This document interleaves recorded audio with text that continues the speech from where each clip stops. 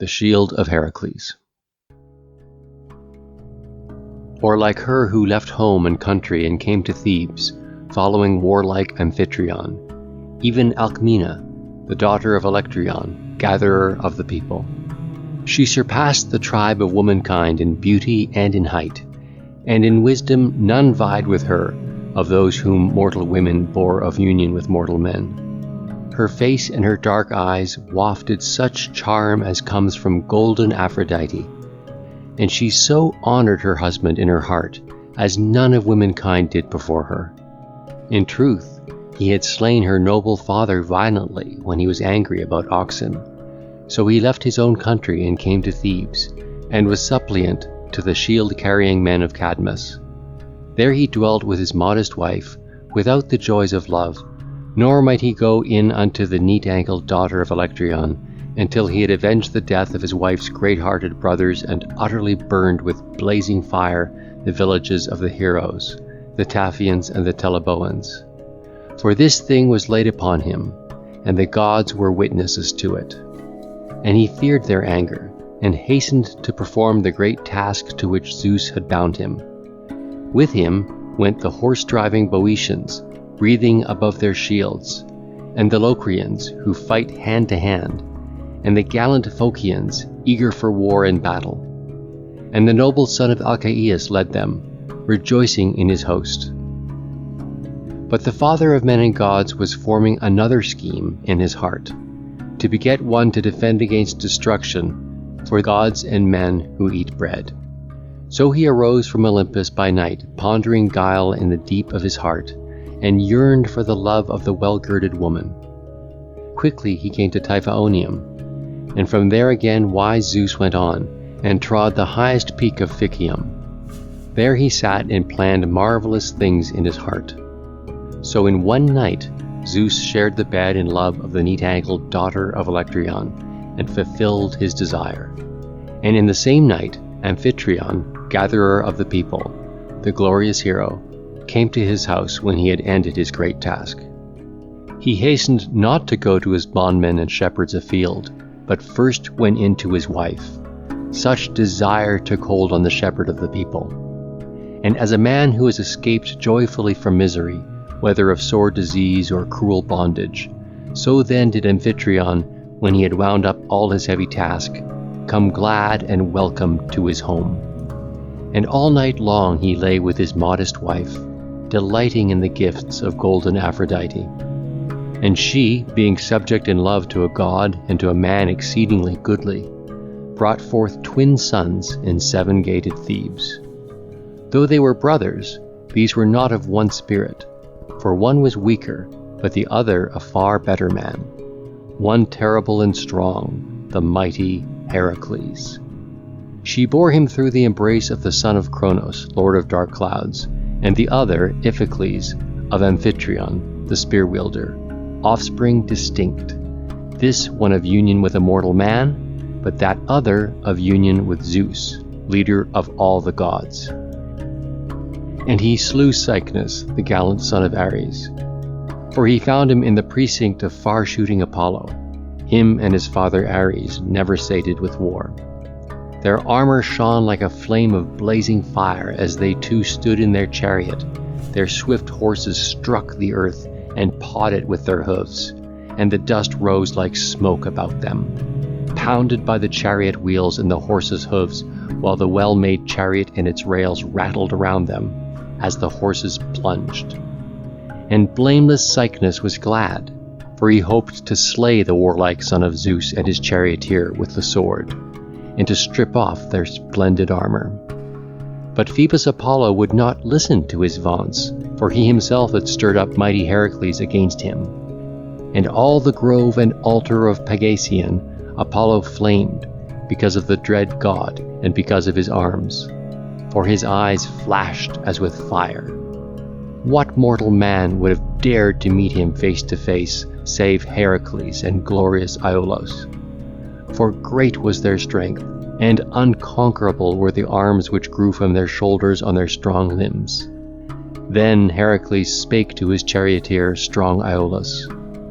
"O hero Iolaus, best beloved of all men, truly Amphitryon sinned deeply against the blessed gods who dwell on Olympus when he came to sweet-crowned Thebes and left Tiryns, the well-built citadel, because he slew Electryon for the sake of his wide-browed oxen. Then he came to Creon and long-robed Eniocha, who received him kindly and gave him all fitting things, as is due to suppliants, and honored him in their hearts even more. And he lived joyfully with his wife, the neat-ankled daughter of Electryon, and presently, while the years rolled on, we were born, unlike in body as in mind, even your father and I. From him Zeus took away sense, so that he left his home and his parents, and went to do honor to the wicked Eurystheus, unhappy man. Deeply indeed did he grieve afterwards in bearing the burden of his own mad folly, but that cannot be taken back. But on me fate laid heavy tasks. Yet come, friend, quickly take the red-dyed reins of the swift horses, and raise high courage in your heart, and guide the swift chariot and strong fleet-footed horses straight on. Have no secret fear at the noise of man slaying Ares, who now rages shouting about the holy grove of Phoebus Apollo, the lord who shoots from afar. Surely, strong though he be, he will have enough of war. And blameless Iolaus answered him again, Good friend, truly the father of men and gods greatly honors your head, and the bull-like earthshaker also, who keeps Thebes' veil of walls and guards the city. So great and strong is this fellow they bring into your hands, that you may win great glory. But come, put on your arms of war, that with all speed we may bring the car of Ares and our own together and fight. For he shall not frighten the dauntless son of Zeus, nor yet the son of Iphiclus. Rather, I think he will flee before the two sons of blameless Alcides, who are near him and eager to raise the war cry for battle. For this they love better than a feast. So he said, and mighty Heracles was glad in heart and smiled. For the other's words pleased him well, and he answered him with winged words. O hero Iolaus, heaven-sprung, now is rough battle hard at hand. But as you have shown your skill at other times, so now also wheel the great black-maned horse Orion about every way, and help me as you may be able. So he said, and put upon his legs greaves of shining bronze, the splendid gift of Hephaestus. Next he fastened about his breast a fine golden breastplate, curiously wrought, which Pallas Athena, the daughter of Zeus, had given him when first he was about to set out upon his grievous labors. Over his shoulders the fierce warrior put the steel that saved men from doom, and across his breast he slung behind him a hollow quiver. Within it were many chilling arrows, dealers of death, which makes speech forgotten. In front they had death, and trickled with tears. Their shafts were smooth and very long, and their butts were covered with feathers of a brown eagle. And he took his strong spear, pointed with shining bronze, and on his valiant head set a well-made helm of adamant, cunningly wrought, which fitted closely on the temples, and that guarded the head of godlike Heracles. In his hands he took his shield, all glittering. No one ever broke it with a blow or crushed it. And a wonder it was to see, for its whole orb shimmered with enamel and white ivory and electrum, and it glowed with shining gold, and there were zones of cyanus drawn upon it. In the center was fear, worked in adamant, unspeakable, staring backwards with eyes that glowed with fire. His mouth was full of teeth in a white row, fearful and daunting, and upon his grim brow hovered frightful Strife, who arrays the throng of men. Pitiless she, for she took away the mind and senses of poor wretches who made war against the son of Zeus. Their souls passed beneath the earth and went down into the house of Hades, but their bones, when the skin is rotted about them, crumble away on the dark earth under parching Sirius. Upon the shield pursuit and flight were wrought, and tumult and panic and slaughter. Strife also and uproar were hurrying about, and deadly fate was there holding one man newly wounded, and another unwounded, and one who was dead she was dragging by the feet through the tumult. She had on her shoulders a garment red with the blood of men, and terribly she glared and gnashed her teeth. And there were heads of snakes, unspeakably frightful, 12 of them, and they used to frighten the tribes of men on earth made war against the son of Zeus, for they would clash their teeth when Amphitryon's son was fighting, and brightly shone these wonderful works. And it was as though there were spots upon the frightful snakes, and their backs were dark blue, and their jaws were black. Also there were upon the shield droves of boars and lions who glared at each other, being furious and eager. The rows of them moved on together, and neither side trembled, but both bristled up their manes. For already a great lion lay between them and 2 boars, one on either side, bereft of life, and their dark blood was dripping down upon the ground. They lay dead with necks outstretched beneath the grim lions. And both sides were roused still more to fight, because they were angry, the fierce boars and the bright-eyed lions. And there was the strife of the Lapith spearmen gathered round the prince Caeneus and Dryas and Perithuus, with Hopleus, Xadius, Phalereus, and Prolochus, Mopsus the son of Ampyce of Titaresia, a scion of Ares, and Theseus the son of Aegeus, like the deathless gods.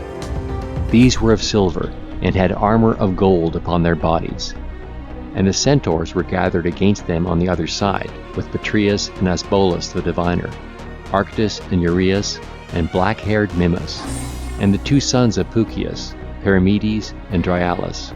These were of silver, and they had pine trees of gold in their hands, and they were rushing together as though they were alive, and striking at one another hand to hand with spears and with pines. And on the shield stood the fleet-footed horses of grim Ares made of gold, and deadly Ares the spoil-winner himself. He held a spear in his hands, and was urging on the footmen. He was red with blood, as if he were slaying living men, and he stood in his chariot. Beside him stood Fear and Flight, eager to plunge amidst the fighting men. There too was the daughter of Zeus, Tritogenia, who drives the spoil. She was like as if she would array a battle, with a spear in her hand and a golden helmet, and the aegis about her shoulders. And she was going towards the awful strife. And there was the holy company of the deathless gods, and in the midst the son of Zeus and Leto played sweetly on a golden lyre. There also was the abode of the gods, pure Olympus, and their assembly, and infinite riches were spread around in the gathering of the deathless gods. Also the goddesses, the muses of Pieria, were beginning a song like clear-voiced singers. And on the shield was a harbor with a safe haven from the irresistible sea, made of refined tin wrought in a circle, and it seemed to heave with waves. In the middle of it were many dolphins rushing this way and that, fishing, and they seemed to be swimming. 2 dolphins of silver were spouting and devouring the mute fishes, and beneath them fishes of bronze were trembling. And on the shore sat a fisherman watching. In his hands he held a casting net for fish, and seemed as if about to cast it forth. There too was the son of rich-haired Danae, the horseman Perseus. His feet did not touch the shield, and yet were not far from it, very marvelous to remark, since he was not supported anywhere, for so did the famous lame one fashion him of gold with his hands. On his feet he had winged sandals, and his black-sheathed sword was slung across his shoulders by a cross-belt of bronze. He was flying swift as thought. The head of a dreadful monster, the Gorgon, covered the broad of his back, and a bag of silver, a marvel to see, contained it. And from the bag bright tassels of gold hung down. Upon the head of the hero lay the dread cap of Hades, which had the awful gloom of night. Perseus himself, the son of Danae, was at full stretch, like one who hurries and shudders with horror.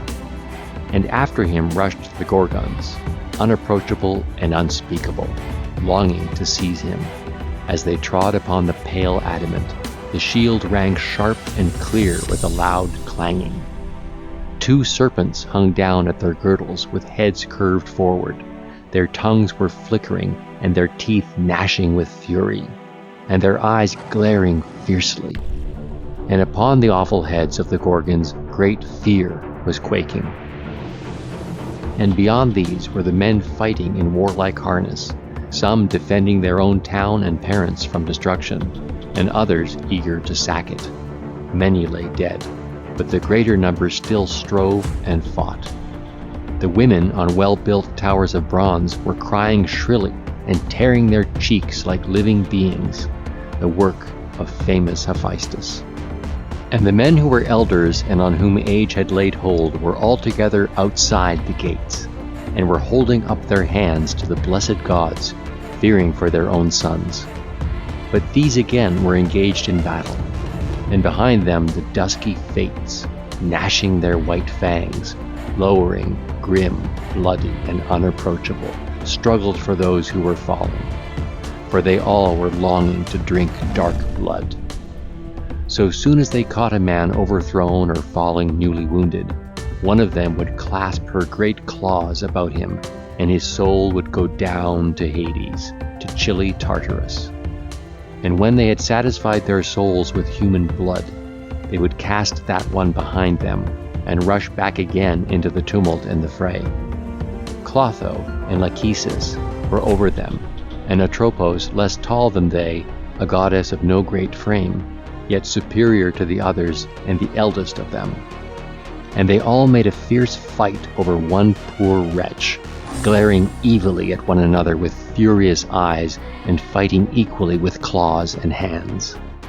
By them stood darkness of death, mournful and fearful, pale, shriveled, shrunk with hunger, swollen kneed. Long nails tipped her hands, and she dribbled at the nose, and from her cheeks blood dripped down to the ground. She stood leering hideously, and much dust sodden with tears lay upon her shoulders. Next, there was a city of men with goodly towers, and 7 gates of gold fitted to the lintels guarded it. The men were making merry with festivities and dances. Some were bringing home a bride to her husband on a well-wheeled car, while the bridal song swelled high, and the glow of blazing torches held by handmaidens rolled in waves afar. And these maidens went before, delighting in the festival, and after them came frolicsome choirs, the youths singing soft-mouthed to the sound of shrill pipes, while the echo was shivered around them. And the girls led on the lovely dance to the sound of lyres.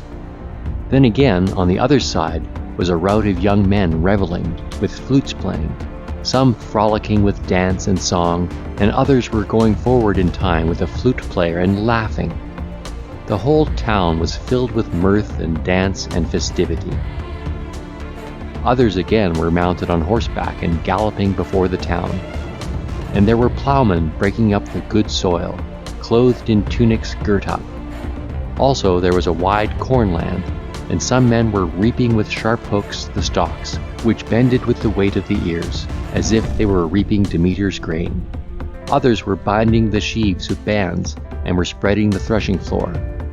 And some held reaping hooks and were gathering the vintage, while others were taking from the reapers into baskets white and black clusters from the long rows of vines, which were heavy with leaves and tendrils of silver. Others again were gathering them into baskets. Beside them was a row of vines in gold, the splendid work of cunning Hephaestus. It had shivering leaves and stakes of silver, and was laden with grapes which turned black. And there were men treading out the grapes, and others drawing off the liquor. Also there were men boxing and wrestling, and huntsmen chasing swift hares with a leash of sharp-toothed dogs before them, they eager to catch the hares, and the hares eager to escape. Next to them were horsemen hard set, and they contended and labored for a prize. The charioteers standing on their well-woven cars urged on their swift horses with loose rein. The jointed cars flew along clattering, and the naves of the wheels shrieked loudly. So they were engaged in an unending toil, and the end with victory came never to them, and the contest was ever unwon. And there was set out for them within the course a great tripod of gold, the splendid work of cunning Hephaestus. And round the rim ocean was flowing, with a full stream, as it seemed, and enclosed all the cunning work of the shield. Over it swans were soaring and calling loudly, and many others were swimming upon the surface of the water, and near them were shoals of fish. A wonderful thing the great strong shield was to see, even for Zeus the loud thunderer, by whose will Hephaestus made it, and fitted it with his hands. This shield the valiant son of Zeus wielded masterly, and leaped upon his horse chariot like the lightning of his father Zeus, who holds the aegis, moving lithely. And his charioteer, strong Iolaus, standing upon the car, guided the curved chariot. Then the goddess grey-eyed Athena came near them, and spoke winged words, encouraging them. "Hail, offspring of far-famed Lynceus! Even now Zeus, who reigns over the blessed gods, gives you power to slay Cycnus, and to strip off his splendid armor. Yet I will tell you something besides, mightiest of the people. When you have robbed Cycnus of sweet life, then leave him there, and his armor also, and you yourself watch man-slaying Ares narrowly as he attacks. And wherever you shall see him uncovered below his cunningly wrought shield, there wound him with your sharp spear. Then draw back, for it is not ordained that you should take his horse or his splendid armor." So said the bright-eyed goddess, and swiftly got up into the car with victory and renown in her hands.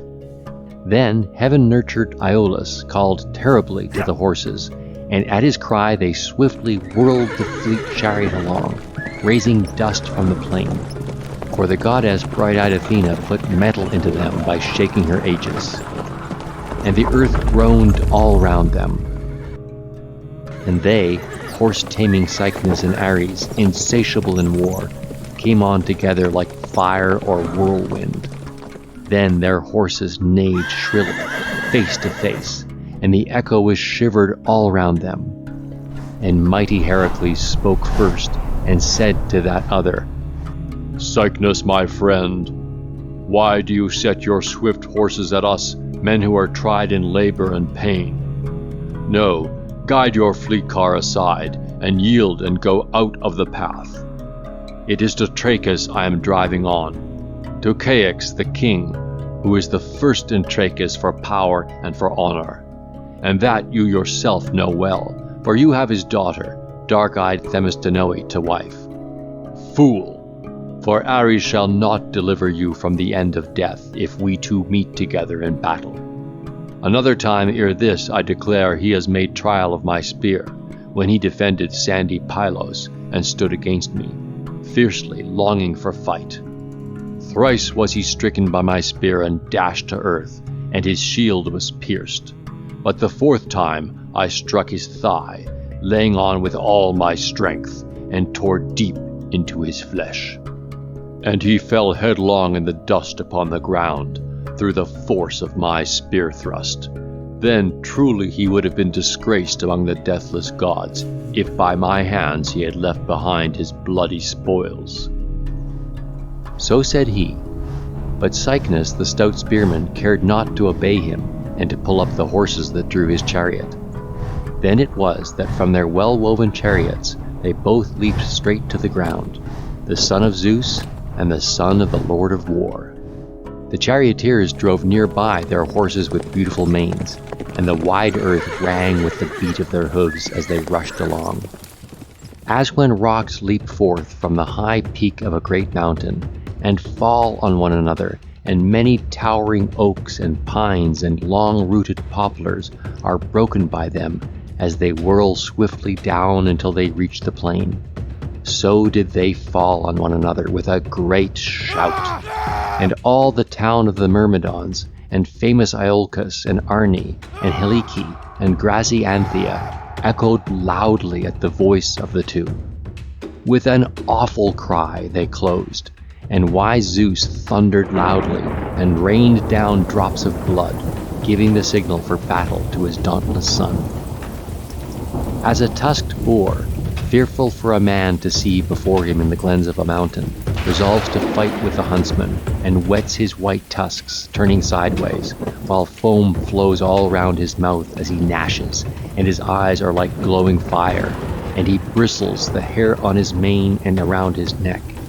Like him, the son of Zeus leaped from his horse chariot, and when the dark-winged whirring grasshopper, perched on a green shoot, begins to sing of summer to men, his food and drink is the dainty dew, and all day long from dawn pours forth his voice in the deadliest heat, when Sirius scorches the flesh. Then the beard grows upon the millet, which men sow in summer. When the crude grapes which Dionysus gave to men, a joy and a sorrow both, begin to color, in that season they fought, and loud rose the clamor. As two lions on either side of a slain deer spring at one another in fury, and there is a fearful snarling and a clashing also of teeth, like vultures with crooked talons and hooked beak that fight and scream aloud on a high rock over a mountain goat or fat wild deer, which some active man has shot with an arrow from the string, and himself has wandered away elsewhere, not knowing the place. But they quickly mark it, and vehemently do keen battle about it. Like these, they too rushed upon one another with a shout. Then Cycnus, eager to kill the son of almighty Zeus, struck upon his shield with a brazen spear, but did not break the bronze, and the gift of the gods saved his foe. But the son of Amphitryon, mighty Heracles, with his long spear struck Cycnus violently in the neck beneath the chin, where it was unguarded between helm and shield. And the deadly spear cut through the two sinews, for the hero's full strength lighted on his foe. And Cycnus fell as an oak falls, or a lofty pine that is stricken by the lurid thunderbolt of Zeus. Even so he fell, and his armor adorned with bronze clashed about him. Then the stout-hearted son of Zeus let him be, and himself watched for the onset of man-slaying Ares. Fiercely he stared, like a lion who has come upon a body, and full eagerly rips the hide with his strong claws, and takes away the sweet life with all speed. His dark heart is filled with rage, and his eyes glare fiercely while he tears up the earth with his paws, and lashes his flanks and shoulders with his tail, so that no one dares to face him and go near to give battle. Even so, the son of Amphitryon, unsated of battle, stood eagerly face to face with Ares, nursing courage in his heart. And Ares drew near him with grief in his heart, and they both sprang at one another with a cry. As it is when a rock shoots out from a great cliff and whirls down with long bounds, careering eagerly with a roar, and a high crag clashes with it and keeps it there where they strike together. With no less clamor did deadly Ares the chariot-born rush shouting at Heracles, and he quickly received the attack. But Athena, the daughter of aegis-bearing Zeus, came to meet Ares wearing the dark aegis, and she looked at him with an angry frown and spoke winged words to him. Ares, check your fierce anger and matchless hands, for it is not ordained that you should kill Heracles, the bold-hearted son of Zeus, and strip off his rich armor. Come then, cease fighting, and do not withstand me. So said she, but did not move the courageous spirit of Ares. But he uttered a great shout, and waving his spears like fire, he rushed headlong at strong Heracles, longing to kill him, and hurled a brazen spear upon the great shield, for he was furiously angry because of his dead son. But bright-eyed Athena reached out from the chariot and turned aside the force of the spear. Then bitter grief seized Ares, and he drew his keen sword and leaped upon bold-hearted Heracles.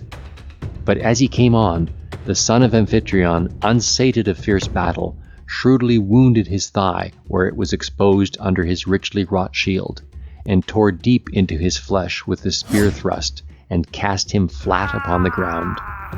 And panic and dread quickly drove his smooth-wheeled chariot and horses near him, and lifted him from the wide-pathed earth into his richly wrought car, and then straight lashed the horses and came to high Olympus. But the son of Alcmena and glorious Iolaus stripped the fine armor off Cycnus' shoulders and went, and their swift horses carried them straight to the city of Trachis. And bright-eyed Athena went from there to great Olympus and her father's house. As for Cycnus, Ceyx buried him and the countless people who lived near the city of the glorious king, in Anthe, and the city of Myrmidons, and famous Iolcus, and Arne, and Helike. And many people were gathered doing honor to Ceyx, the friend of the blessed gods. But Anaris, swelled by a rainstorm, blotted out the grave and memorial of Cycnus.